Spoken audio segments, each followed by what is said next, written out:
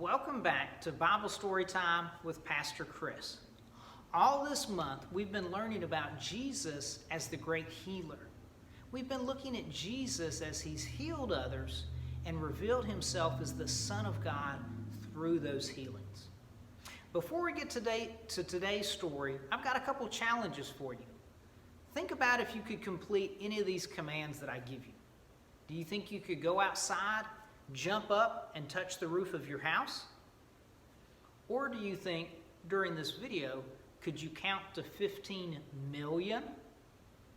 Lastly, do you think you could stand on one leg all day? Well, these commands might sound a little silly and maybe even impossible to you. In today's story, Amanda's also going to receive a command that sounded impossible, but that command came from Jesus. Today's story is out of John chapter 5. And Jesus is there, he's in Jerusalem, and it says he's by the pool of Bethesda. At this pool, there were many people who were sick and ill and crippled. The people believed that at certain times the pool would be stirred up, and whoever the first person was to get in the pool would be healed. Well, Jesus was there, and he noticed a man who had been crippled for 38 years. Let's see what happens. Jesus comes up to the man and says, "Do you want to get well?" "Sir, I have no one to put me in the pool when the water is stirred. Someone else always gets in before me." The man thought if he could just get into the pool in time, he would be healed. Instead, Jesus again looked at him and said this, "Get up, pick up your mat, and walk." Right away, the man was miraculously healed. He picked up his mat and started to walk. This happened on the Sabbath. So the Jews told the man who was healed, "It is against the law to pick up your mat on the Sabbath." "The man who healed me told me to pick up my mat and walk. I don't know who he is, and I don't know where he went. He's not here."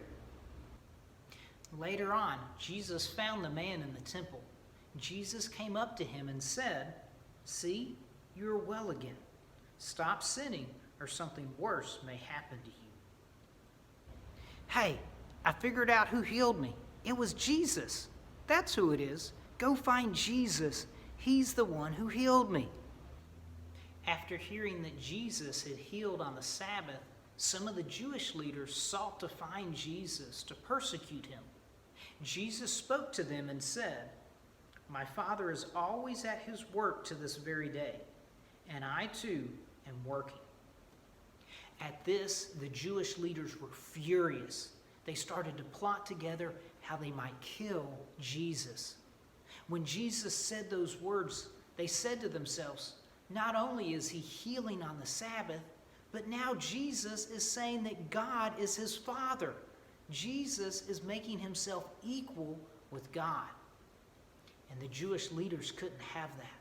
And so they sought a way to kill Jesus. And this comes to kind of a sad ending to our story. Jesus was revealing himself to be the Son of God. And so he could say that God, his Father, was at work, just as he was. And Jesus was demonstrating his power through healing people physically. But if we remember the story of Nicodemus and the woman at the well and other times, Jesus was also sharing with people and teaching and preaching that he came to give them eternal life and spiritual life, and that he could heal us spiritually as the Son of God. And so the Jewish leaders were right.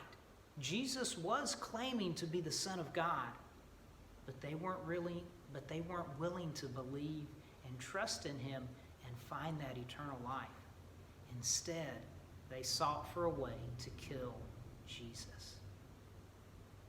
That's our story for this week. I think one thing for me is to stop and to thank God that Jesus came and that he was the Son of God and that he showed himself to be the Son of God through his preaching, through his teaching, through his healing. But we also know what comes at the end of this story. We know that Jesus ultimately showed himself to be the Son of God by dying on the cross, being buried for 3 days, and rising again to life. So let's thank God for Jesus and be reminded that he is the Son of God. Well, I pray you have a wonderful Father's Day, and I'll see you next time.